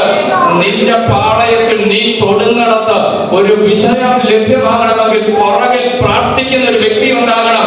ആ പ്രാർത്ഥനയുടെ കരം ഉയർന്നു നിന്നാൽ നിന്റെ പ്രവൃത്തി വിജയമായി മാറും. ജനഭാഗം തൽക്കാലം കോഴ്സ് ചെയ്ത് മുന്നോട്ട് പോകട്ടെ. ഞാൻ പറഞ്ഞു വന്നത് അത്ഭുതം നമ്മുടെ കയ്യിലാണ്. ഇത് പ്രവർത്തിക്കണം. നിത്യതയിൽ എന്റെ ആയുസ് പൂർത്തീകരിച്ച് കർത്താവിന്റെ വരവോടുകൂടെ, എന്റെ മരണത്തോടുകൂടെ ഞാൻ നിത്യതയിൽ എത്തുമ്പോൾ ദൈവസന്നിധിയിൽ നിന്നിട്ട് കർത്താവ് എനിക്ക് അങ്ങക്ക് വേണ്ടി ഒന്നും ചെയ്യാൻ കഴിഞ്ഞില്ലെന്ന് ഞാനൊരു വിലാപം അർപ്പിച്ചാൽ ദൈവം പറയും, ഞാൻ നിന്റെ രഥമുണ്ട്. എന്നാലും പറഞ്ഞ ഉദാഹരണങ്ങൾ പറയട്ടെ. അപ്പച്ചന്റെ ഡ്രോയ്ക്കകത്ത് ചെക്കിരിപ്പുണ്ടായിരുന്നു. അപ്പച്ചൻ പട്ടിണി കിടക്കുന്ന നാട്ടുകാരുടെ മുമ്പിൽ കൈ നീട്ടുന്നു, ചെക്കും കയ്യിൽ വെച്ചുകൊണ്ട് കൈ നീട്ടിയതുപോലെ ദൈവസന്ദേശത്തിൽ കർത്താവ് പറയും, ഞാൻ നിന്നെ അത്ഭുതം തന്ന വീണ്ടെടുത്തത്, ഞാൻ നിന്നെ വിളിച്ചെങ്കിൽ വിളിച്ചപ്പോൾ ചില ദൗത്യത്തോടെ വിളിച്ചത്, നിന്റെ പങ്കൽ ചില അത്ഭുതം വരവേൽപ്പിച്ചാൽ ഞാൻ നിന്നെ വിട്ടത്. പക്ഷെ നീ ആരും അറിയാത്തവനായി, ആരോരുമല്ലാത്തവനായി എങ്ങനെയോ ഇവിടെ എത്തിച്ചേർന്നു. കാരണം നിന്റെ കയ്യിൽ ചിലതുണ്ടായിരുന്നു.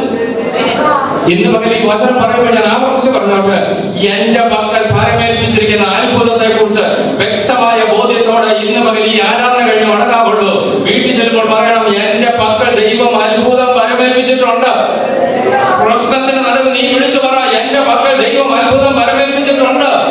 ആ വാക്ക് ദൈവമക്കൾ ഒരുമിച്ചൊന്ന് പറഞ്ഞാട്ട്, എന്റെ കയ്യിൽ ദൈവം അത്ഭുതം ഭാരമേൽപ്പിച്ചിട്ടുണ്ട്. വിശ്വസിച്ചുകൊണ്ട് പറയണം, എന്റെ കയ്യിൽ ദൈവം അത്ഭുതം ഭാരമേൽപ്പിച്ചിട്ടുണ്ടെങ്കിൽ ഞാനൊരു അത്ഭുതമായി മാറുകയാണ്, എന്റെ ജീവിതം ഒരു അത്ഭുതമായി മാറുകയാണ്. വേഗത്തിനടുത്ത ചിന്തയിലേക്ക് ദൈവത്തെ കൊണ്ടിരുന്നു. അത്ഭുതമായി മാറും നമ്മൾ. പക്ഷെങ്കിൽ അത്ഭുതം നടക്കണമെങ്കിൽ നമ്മൾ ചിലത് ചെയ്യാൻ തയ്യാറാണ്. ദാനിയേലിന്റെ പുസ്തകം 4-ാം അധ്യായത്തിന്റെ 1 മുതൽ 3 വരെ പ്രാരംഭം. സർവഭൂമിയിലും പാർക്കുന്ന സകല വംശങ്ങൾക്കും ജാതികൾക്കും ഭാഷക്കാർക്കും എഴുതുന്നത്, നിങ്ങൾക്ക് ശുഭം വർദ്ധിച്ചു വരട്ടെ. അത്യുന്നതനായ ദൈവം എങ്കിൽ പ്രവർത്തിച്ച അടയാളങ്ങളും അത്ഭുതങ്ങളും അത്യുന്നതനായ ദൈവം എങ്കിൽ പ്രവർത്തിച്ച അടയാളങ്ങളും അത്ഭുതങ്ങളും പ്രസിദ്ധമാക്കുന്നത് നന്നെന്ന് എനിക്ക് തോന്നിയിരിക്കുന്നു. അവന്റെ അടയാളങ്ങൾ എത്ര വലിയവ, അവന്റെ അത്ഭുതങ്ങൾ എത്ര ശ്രേഷ്ഠമായവ. അവന്റെ രാജ്യത്തിന് അനേകമുള്ള രാജ്യത്വവും അവന്റെ ആധിപത്യം തലമുറ തലമുറയായുള്ളതുമാകും. വായിക്കുമ്പോൾ ഈ നെബൂഖദ്നേസർ രാജാവ് രാജ്യത്തെ അഭിസംബോധന ചെയ്തുകൊണ്ട് സംസാരിക്കുക. നമ്മുടെ പ്രധാനമന്ത്രി മുസ്ലിമൊക്കെ രാജ്യത്തെ അഭിസംബോധന ചെയ്ത് ഇടയ്ക്കിടയ്ക്ക് സംസാരിക്കാറുണ്ട്. അതുപോലെ നെബൂഖദ്നേസർ രാജാവ് ബാബിലോൺ രാജ്യത്തെ അഭിസംബോധന ചെയ്ത് പറയുമ്പോൾ അവിടെ എഴുതിയിരിക്കുന്നതാണ്, നെബൂഖദ്നേസർ രാജാവ് സർവ്വഭൂമിയിൽ പാർക്കുന്ന സകല വംശങ്ങൾക്കും ജാതികൾക്കും ഭാഷക്കാർക്കും എഴുതുന്നത്, നിങ്ങൾക്ക് ശുഭം വർദ്ധിച്ചു പെരുമാറാകട്ടെ എന്ന് പറയുമ്പോൾ, ദൈവത്തെ കുറിച്ച് പറയുമ്പോൾ അവന്റെ അടയാളങ്ങൾ എത്ര വലിയവ, അവന്റെ അത്ഭുതങ്ങൾ എത്ര ശ്രേഷ്ഠമായവ, അവന്റെ രാജ്യത്വം എന്നേക്കുമുള്ള രാജ്യത്വം, അവന്റെ ആധിപത്യം ആരെക്കുറിച്ചാ പറയുന്നത്? ദൈവത്തെ കുറിച്ച്. ഈ ദൈവത്തിന്റെ അത്ഭുതം അടയാളം അത്ര വലിയതാണ്. ഒരു രാജാവ് രാജ്യത്തെ അഭിസംബോധന ചെയ്ത് സകല ഭാഷക്കാർക്കും ജാതികൾക്കും വേണ്ടി താൻ കത്തെഴുതുമ്പോൾ അല്ലെങ്കിൽ അവരെ താൻ സല്യൂട്ട് ചെയ്യുമ്പോൾ അവരോട് പറയുകയാണ് ദൈവത്തിന്റെ അത്ഭുതം വരുന്നത്. ഏതാ ദൈവത്തിന്റെ അത്ഭുതം? 3-ാം അധ്യായത്തിൽ വായിക്കാൻ നമുക്കറിയാം. ഈ രാജാവ് നിർത്തിയ സ്വർണ്ണബിംബത്തെ നമസ്കരിക്കുവാൻ ഓർഡർ കൊടുത്തപ്പോ വീണ് നമസ്കരിക്കത്തില്ലെന്ന് സധൈര്യം രാജാവിന്റെ മുഖത്ത് നോക്കി വിളിച്ചു പറഞ്ഞ 3 ചെറുപ്പക്കാരെ കൈകാലുകൾ കെട്ടി തീയിലേക്ക് വലിച്ചെറിഞ്ഞപ്പോൾ ആ തീയിൽ 4ാമത് ഒരാൾക്കൂടെ ഇറങ്ങി വന്നുകൊണ്ട് ഇവർ തീയിൽ തുള്ളിച്ചാടി ദൈവത്തെ ആരാധിക്കുന്ന ആരാധന കണ്ട മട്ടുപ്പാവിൽ നിന്ന് ചാടി എഴുന്നേറ്റ് നെബൂഖദ്നേസർ രാജാവ് പറഞ്ഞു, നമ്മൾ 3 പേരെ അല്ല ഇട്ടത്, അതുകൊണ്ട് 4ാമത് ഒരുത്തനോട്. ഇതല്ലേ അത്ഭുതം? 3 പേരെ ഇട്ടു. നോക്കി നിൽക്കുമ്പോൾ ഇവർ ചിന്തിക്കുന്ന ഇതാണ്, ഇപ്പൊ ഒരുത്തം പടഞ്ഞു വീഴും, ഇനി 2. ആ 2 പിടിച്ചു നിന്നതിൽ 2ാമനും വീണു, ഇനി ഒരുത്തനോട്. ഇവർ പറയും ഇനി അവനും അധികം താമസിയാതെ. ഇത് പ്രതീക്ഷിച്ചു നിന്നവർ 3 പേരെ ഇട്ടിടത്ത് ഇപ്പൊ 4 പേരെ കാണും. ഉറപ്പിച്ചോട്ടെ, ഇത് അത്ഭുതമല്ലേ? ഒരു ജാതീയ രാജാവ് ഓരോന്നോരോന്ന് പെടഞ്ഞു വീഴുന്നത് കാണാൻ കാത്തു നിൽക്കുന്നിടത്ത് ഇവർ പെടഞ്ഞു വീഴുന്നത് മാത്രമല്ല, ഇവർ തുള്ളിച്ചാടി ദൈവത്തെ ആരാധിക്കുമ്പോൾ ഇവരുടെ നമ്പർ വർദ്ധിച്ചു. കാരണം ഞാൻ പറഞ്ഞോട്ടെ, അത്ഭുതം നടക്കണമെങ്കിൽ വില കൊടുക്കാൻ തയ്യാറാകണം. ആ ബാലന്മാർ വില കൊടുത്തത് അവരുടെ ജീവനം. ഞങ്ങളുടെ തല പോയാലും ശരി, തീയിലിട്ടാലും ശരി, ഞങ്ങളുടെ ഈ ചെറുപ്രായത്തിൽ ഞങ്ങളെ കൊന്നാലും ശരി, ഞങ്ങൾ ദൈവത്തിന് വേണ്ടി നിൽക്കുമെന്ന് പറഞ്ഞ് വില കൊടുക്കാൻ തയ്യാറായപ്പോൾ അത്ഭുതം നടന്നു. കൃപ, ദൈവകൃപ. ഇന്ന് പകൽ ദൈവമക്കളെ ഞാൻ ഓർപ്പിച്ചോട്ടെ, അത്ഭുതം എന്റെ മക്കൾ പരമേൽപ്പിച്ചിട്ടുണ്ട്. എന്നാൽ ഞാൻ വില കൊടുക്കാൻ തയ്യാറാണോ? അതോ ലോകത്തിന്റെ ഇഷ്ടപ്രകാരം, ലോകത്തിന്റെ ഓട്ടത്തിനനുസരിച്ച് നാടോടുമ്പോൾ നടുവേ ഓടുന്ന നാട്ടിലെ രീതി അനുസരിച്ച് നാട്ടിലല്ലേ പാർക്കുന്നതെന്ന് പറഞ്ഞുകൊണ്ട് നാട്ടാർക്കൊപ്പമാണ് എന്റെ പോക്കെങ്കിൽ എന്റെ ജീവിതത്തിലെ അത്ഭുതം നിറവേറത്തില്ല. മനസ്സിലാക്കുന്നുണ്ടെന്ന് കേട്ടത് വ്യത്യസ്തനാണ്. അത് നമ്മൾ ജീവിതത്തിൽ പ്രകടമാക്കണം. നമുക്ക് ദൈവത്തോട് പറയണം, കർത്താവേ, എല്ലാവരും അവർ പറയുന്നതാണ്, എല്ലാവരും വന്ന് കുമ്പിടുക, എല്ലാവരും നമസ്കരിക്കുക, നീ മാത്രമായിട്ട് മാറി നിൽക്കണം. ഇല്ല, ഞാൻ ഒറ്റയ്ക്കാണെങ്കിൽ ഞാൻ പിടിച്ചു നിൽക്കുമെന്ന് പറയാമോ? നിന്റെ ജീവിതത്തിൽ ദൈവം അത്ഭുതം വില കൊടുക്കാൻ തയ്യാറാകുന്നവരുടെ ജീവിതത്തിൽ ദൈവം അത്ഭുതം ചെയ്യും. വിശദീകരിക്കാൻ സമയമില്ല, ഞാൻ മുന്നോട്ട് പോകട്ടെ. അപ്പോസ്തല പ്രവൃത്തി 6-ാം അധ്യായത്തിൽ 8-ാം വാക്യം വായിച്ചു. അന്ന് സ്തെഫാനോസ് കൃപയും ശക്തി നിറഞ്ഞവനായി ജനത്തിൽ വലിയ അത്ഭുതങ്ങളും അടയാളങ്ങളും ചെയ്തു. മതി, ആ ഭാഗത്ത് നമ്മൾ വായിച്ചത് സ്തെഫാനോസ് കൃപയും ശക്തിയും നിറഞ്ഞവനായി ജനത്തിൽ വലിയ അത്ഭുതങ്ങളും അടയാളങ്ങളും ചെയ്തു. അപ്പം അത്ഭുതം നടക്കണമെങ്കിൽ എന്താ വേണം? കൃപയും ശക്തിയാലും നിറയണം. ഇതുണ്ടെന്ന് ചോദിച്ചാൽ ഉണ്ട്. ആർക്കാ കൃപയില്ലാത്ത? എല്ലാവർക്കും കൃപയുണ്ട്. ആർക്കാ ശക്തി ഇല്ലാത്ത? എല്ലാവർക്കും ശക്തിയുണ്ട്. പക്ഷെ നിങ്ങളുടെ പ്രത്യേക ഭാഗമാണ്. നിങ്ങൾ വയസ്സമാണ് ആ വാക്യം. കൃപയും ശക്തിയും നിറയണം. നിറഞ്ഞാൽ ഇത് കവിയും. പലപ്പോഴും നമുക്കുണ്ടോ എന്ന് ചോദിച്ചാൽ ഈ ഗ്ലാസ്സിൽ വെള്ളമുണ്ടോ എന്ന് ചോദിച്ചാൽ പക്ഷെ ഇത് കവിയാത്ത നിറഞ്ഞിട്ടില്ല. ഇതിനകത്ത് ഉൾക്കൊള്ളാവുന്നതേ ഉള്ളൂ. ദൈവം ഏൽപ്പിച്ച കൃപയും ശക്തിയും ഒന്നും നിറയാം. ദൈവത്തോട് പറയട്ടോ, ഈ ദിവസങ്ങളിൽ കൃപ നിറയണം. ശക്തി നിറയണം. നിറഞ്ഞ് കവിയുമ്പോൾ അത്ഭുതം നടക്കും. ഞാൻ വീട്ടിൽ പറയുന്നു, അത്ഭുതമില്ലെന്നല്ല, അത്ഭുതം പരമേൽപ്പിച്ചിട്ടുണ്ട്. പരമേൽപ്പിക്കപ്പെട്ട അത്ഭുതം നടക്കണമെങ്കിൽ കൃപയും ശക്തിയും നിറഞ്ഞു കവിയണം. 23-ാം സംഘത്തിലാക്കുന്നുണ്ട്, എന്റെ പാനപാത്രം നിറഞ്ഞ് കവിയുന്നു. ഈ അനുഭവം ദൈവങ്ങളുടെ ജീവിതത്തിൽ ഉണ്ടാകണം. കൃപയുടെ ഒരു നിറഞ്ഞു കവിയ, ആ ശക്തി നിറഞ്ഞു കവിയണം. ഇന്ന് പകൽ ദൈവത്തോട് പറയുന്നത്, കൃപയും ശക്തിയും നിറഞ്ഞു കവിഞ്ഞാൽ ജനത്തിനിടയിൽ അത്ഭുതം നടക്കും.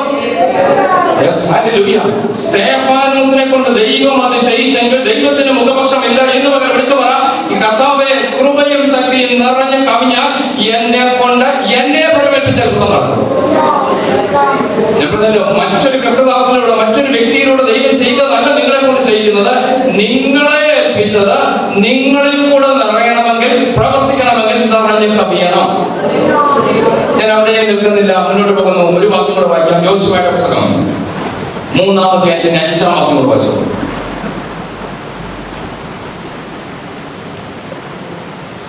പിന്നെ യോശുവ ജനത്തോട്, നിങ്ങളെ തന്നെ ശുദ്ധീകരിപ്പീൻ, യഹോവ നാളെ നിങ്ങളുടെ ഇടയിൽ അതിശയം പ്രവർത്തിക്കുമെന്ന് പറഞ്ഞു. നിങ്ങളെ തന്നെ ശുദ്ധീകരിപ്പീൻ, ദൈവം നിങ്ങളുടെ ഇടയിൽ അതിശയം, അത്ഭുതം പ്രവർത്തിക്കും. അപ്പൊ അത്ഭുതം നടക്കണമെങ്കിൽ എന്ത് ചെയ്യണം? ശുദ്ധീകരണമാണ്. എന്നെ തന്നെ ശുദ്ധീകരിക്കും. ഞാൻ ഒത്തിരി വിശദീകരണങ്ങളുണ്ടെങ്കിൽ തൽക്കാലം അവസാനിക്കാൻ കഴിയില്ല. നമ്മൾ പലപ്പോഴും പലരും ശുദ്ധീകരിക്കും. ഇന്നാള് ശരിയല്ല, വേണേ അവരോടും പറയാം, നിങ്ങളുടെ ജീവിതത്തിൽ വലിയ കാര്യം വന്നാൽ ദൈവാത്മാവ് പറഞ്ഞു തെറ്റില്ല. ഞാൻ ഇടയ്ക്ക് കയറി പറഞ്ഞേക്കട്ടെ. ചിലപ്പോൾ നമ്മൾ പറയില്ല, ഇന്നാരോട് പറഞ്ഞു, അവർക്ക് ഒട്ടും ഇഷ്ടപ്പെട്ടില്ല. അത് നമ്മുടെ മനസ്സിൽ തോന്നി പറഞ്ഞു ഇഷ്ടപ്പെടാൻ. പരിശുദ്ധാത്മാവ് പറഞ്ഞ നിയോഗം പറയുന്നെങ്കിൽ അവരെ എടുക്കും. അതിന് മുമ്പ് ചെയ്യേണ്ട കാര്യമുണ്ട്. ഞാൻ എന്ത് ചെയ്യണം? ആ വാക്യം എങ്ങനെ ഇപ്പം വായിച്ചു, നമ്മൾ വായിച്ചു. നിങ്ങളെ തന്നെ. അവിടെ ഒത്തിരി ആളുണ്ട്. എല്ലാവരും അങ്ങോട്ടും ഇങ്ങോട്ടും ശുദ്ധീകരിക്കാനാണോ? ഓരോരുത്തരോടും പറഞ്ഞു നിങ്ങളെ തന്നെ. 100 പേരുണ്ടെങ്കിൽ 100 പേരോട് പറഞ്ഞു നിങ്ങളെ തന്നെ ശുദ്ധീകരിക്കും. ഒന്നാമൻ അവരെ ശുദ്ധീകരിച്ചു, രണ്ടാമൻ അവരെ ശുദ്ധീകരിച്ചു, മൂന്നാമത്തെ ആൾ അവരെ ശുദ്ധീകരിച്ചു. ഇങ്ങനെ 100 പേരെ ശുദ്ധീകരിച്ചു കഴിഞ്ഞാൽ എന്തോ നടക്കും? നമുക്ക് ദൈവത്തോട് പറയേണ്ടതാണ്, കർത്താവേ എന്നെ ശുദ്ധീകരിക്കാൻ, എന്റെ കുടുംബത്തെ ശുദ്ധീകരിക്കാൻ എനിക്ക് കൃപ. ഞമ്മളല്ലോ മറ്റൊരാളെ ശുദ്ധീകരിക്കുന്നത് എന്റെ ഡ്യൂട്ടിയല്ല എന്ന് പറയരുതെന്ന് ഞങ്ങൾ വീണ്ടും പറയുന്നു. നിങ്ങൾക്ക് ശക്തമായ ദൈവാത്മാവിന്റെ നിയോഗമുണ്ട് പറഞ്ഞു കേട്ടെടുത്തു. ദൈവാത്മാവ് നിയോഗിച്ച് പറഞ്ഞെങ്കിൽ ഉത്തരവാദി ദൈവമാണ്, ഞാനല്ല. അവർ ദേഷ്യപ്പെട്ടാൽ എന്നോടല്ല ദേഷ്യപ്പെടുന്നത്, ദൈവത്തോട്. ദൈവം പറഞ്ഞത് ഞാൻ പറഞ്ഞതേ ഉള്ളൂ. എന്റെ കയ്യിൽ നിന്ന് എടുത്ത് പറയാൻ പോകരുത്. എന്റെ കയ്യിൽ നിന്ന് എടുത്ത് പറയുമ്പോൾ അത് എന്റേതാകും. അപ്പൊ അവര് ചോദിക്കും, എന്നാ നീ എന്നാ ഭക്തനാണോ? നിന്റെ ജീവിതത്തിലെ ആദ്യം ഒന്ന് ക്രമീകരിക്കണമൊക്കെ ക്രമീകരിക്കുക, അതിനുശേഷം വന്ന് എന്നെ ഉപദേശിക്കും. നമുക്ക് ചെയ്യാൻ ഒന്നാമത്തെ പടി എന്നെ തന്നെ ശുദ്ധീകരിക്കാം. ആ ചരിത്രം നമുക്കറിയാം. കവിഞ്ഞൊഴുകുന്ന യോർദാന്റെ മുമ്പിലെത്തി വാഗ്ദത്ത നാട് കണ്ണെത്താവുന്ന ദൂരത്ത് കണ്ടുകൊണ്ട് പിതാക്കന്മാർക്ക് ദൈവം വാഗ്ദത്തം ചെയ്ത വാഗ്ദത്തത്തിന്റെ അരികിലെത്തിക്കൊണ്ട് അക്കരെ കടക്കാൻ കഴിയാതെ വണ്ണം നടുവിലൂടെ ഒഴുകുന്ന യോർദാന്റെ തീരത്ത് വന്ന ജനത്തോട് യോശുവ പറയുകയാണ്, നിനക്ക് ദൈവം ചെയ്ത വാഗ്ദത്തം പ്രാവർത്തികമാക്കണമോ അനുഭവമാക്കണമോ നീ ഒരു കാര്യം ചെയ്യണം, നിന്നെ തന്നെ ശുദ്ധീകരിക്കുക. വാഗ്ദത്തത്തിന്റെ മുമ്പിൽ വന്ന് നിൽക്കുന്ന അനേകരുണ്ട്. എന്റെ കൈയകലത്തിൽ കണ്ണെത്താവുന്ന ദൂരത്തിൽ വാഗ്ദത്തം എന്റെ മുമ്പിലുണ്ട്. പക്ഷെ എനിക്കും വാഗ്ദത്തത്തിനും ഇടയിലൂടെ ഒഴുകുന്ന ഒരു യോർദാനുണ്ട്. ആ യോർദാന്റെ തീരത്ത് വന്നപ്പോ യോശുവ പറഞ്ഞു, നീ ഇനി ദൂരോട്ടൊന്നും പോകണ്ട, വാഗ്ദത്തം നിന്റെ കൈയകലത്തിൽ തന്നെയുണ്ട്. പക്ഷെങ്കിൽ ഈ വാഗ്ദത്തം പ്രാപിക്കണമെങ്കിൽ നീ നിന്നെ തന്നെ ശുദ്ധീകരിക്കാൻ തയ്യാറാണ്. നീ ശുദ്ധീകരിക്കാമോ? അത്ഭുതം നടക്കാൻ പോകുക. അതിന്റെ മനസ്സിലാക്കുന്നത് വായിച്ചാൽ 3:15 ഇവര് എത്തിച്ചേർന്ന കാലഘട്ടം കൂടെ മനസ്സിലാക്കാമല്ലോ. മുന്നൊരു വാക്കുണ്ട്, കൊയ്ത്ത് കാലത്തൊക്കെയും യോർദാൻ തീരമെല്ലാം കവിഞ്ഞൊഴുകും. അങ്ങനെയെങ്കിൽ ഇവർ എത്തിച്ചേർന്നത് കൊയ്ത്ത് കാലത്ത്. ഞങ്ങൾ പറഞ്ഞത് നന്മ അനുഭവിക്കാൻ പറ്റിയ കാലം. നിങ്ങൾ ആ പദം വളരെ ഗൗരവത്തോടെ ശ്രദ്ധിക്കണം. കൊയ്ത്ത് കാലം, കൊയ്ത്തിന്റെ കാലം. എന്റെ മുമ്പിൽ ദൈവം ചില കൊയ്ത്ത് വെച്ചു, പക്ഷെ ഇതെനിക്ക് അനുഭവിക്കാൻ കഴിയാതെ നന്മയുണ്ട്. നമ്മൾ പറയത്തില്ലേ, എല്ലാം ഉണ്ട് പക്ഷെ ഒന്നും അനുഭവിക്കാൻ പറ്റുന്നില്ല. എല്ലാം ഒക്കെ ഓക്കെ ആയിരിക്കുക, പക്ഷെ കയ്യിലോട്ട് വരുന്നില്ല. എല്ലാം റെഡി ആയിരിക്കുക, എല്ലാം ശരിയായി, പിന്നെ എന്താണ് അറിഞ്ഞുകൂടാ, ഏതാണ്ട് തടസ്സം. തടസ്സം മാറാൻ ഒറ്റ കാര്യമേ ഉള്ളൂ, നിങ്ങളെ തന്നെ ശുദ്ധീകരിപ്പിൻ. ദൈവം അടയാളം അത്ഭുതം ചെയ്യാൻ പോവാ. ഞാൻ വീട്ടിൽ പറയുന്നു, ഇത് കൊയ്ത്ത് കാലമാണ്. യോർദാന്റെ തീരം കവിഞ്ഞൊഴുകുന്ന കൊയ്ത്ത് കാലത്ത് നീ അപ്പുറം കടന്നാൽ നിനക്ക് കൊയ്ത്ത, പക്ഷെങ്കിൽ യോർദാൻ കവിഞ്ഞൊഴുകുക. ഈ കവിഞ്ഞൊഴുകുന്നതിനെ നിന്റെ മുമ്പിൽ ഉണങ്ങിയ നിലമാക്കാൻ ഒറ്റ വഴിയേ ഉള്ളൂ. നീ നിന്നെ തന്നെ ശുദ്ധീകരിച്ചാൽ ദൈവം അത്ഭുതം ചെയ്യും. കൃപ, ദൈവകൃപ. എന്റെ വാക്കുകാരോട് അവസാനിച്ചു. ഒരു നിമിഷം നമുക്ക് എല്ലാ പ്രിയപ്പെടും കർത്തൃക്കരം കഴിച്ചുകൊണ്ട് ഒന്ന് പ്രാർത്ഥിക്കാൻ തയ്യാറാകാം.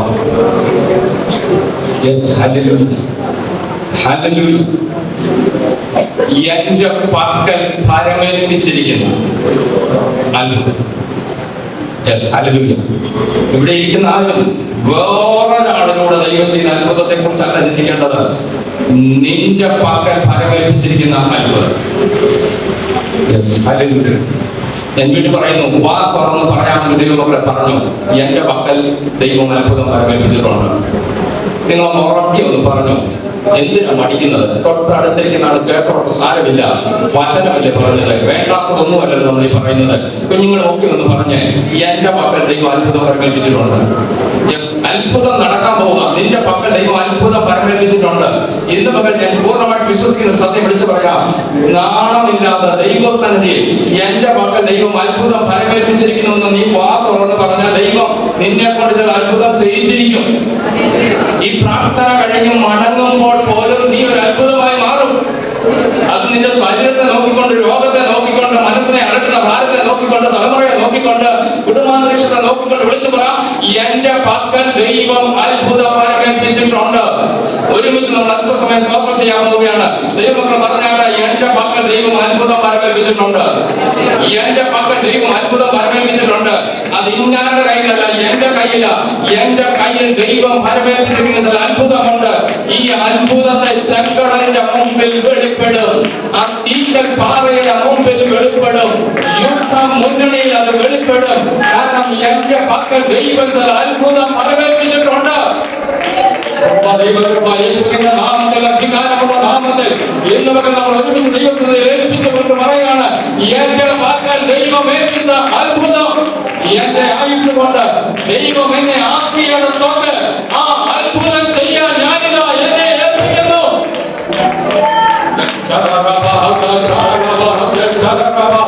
യേശുവിന്റെ നാമത്തിൽ, അധികാരമുള്ള നാമത്തിൽ ഇതിനോട് ഞാൻ ആത്മാവിൽ പറയട്ടെ, നിങ്ങളുടെ പക്കൽ ദൈവത്തിൽ അത്ഭുതം ഏൽപ്പിച്ചിട്ടുണ്ട്.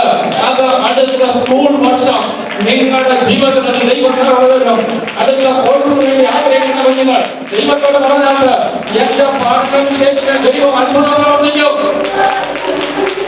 ഞാൻ ഏത് കോഴ്സിൽ ചേരണം, ഏത് കോളേജിൽ ചേരണം, ഏത് സ്ഥാപനത്തിൽ ജോലി ചെയ്യണം, ദൈവം നിങ്ങൾക്ക് വേണ്ടി ചിലത് കരുതിയിട്ടുണ്ട്. ആ ഫലമേൽപ്പിക്കേണ്ട അത്ഭുതം തടസ്സങ്ങളുടെ മുമ്പിൽ പ്രവർത്തിക്കാനായിട്ട് ദൈവം അധികാരം. ഏത് മേഖലയിലാണോ ദൈവത്തിൽ പറഞ്ഞാൽ ചില സങ്കടങ്ങളുണ്ട്, ചില പാറകളുണ്ട്, ചില പ്രതിസന്ധികളുണ്ട്, ചില യുദ്ധമുണ്ട്. പക്ഷെ എന്റെ പക്കൽ ദൈവം അത്ഭുതം കഴിച്ചു. ഞാൻ വില കൊടുക്കാൻ തയ്യാറാണ്. കൃപയും ശക്തി കൊണ്ട് നിറയും. ഞാൻ എന്നെ തന്നെ ശുദ്ധീകരിക്കും. അങ്ങനെയെങ്കിൽ ദൈവം നമ്മളുടെ വലിയ ചെയ്യും.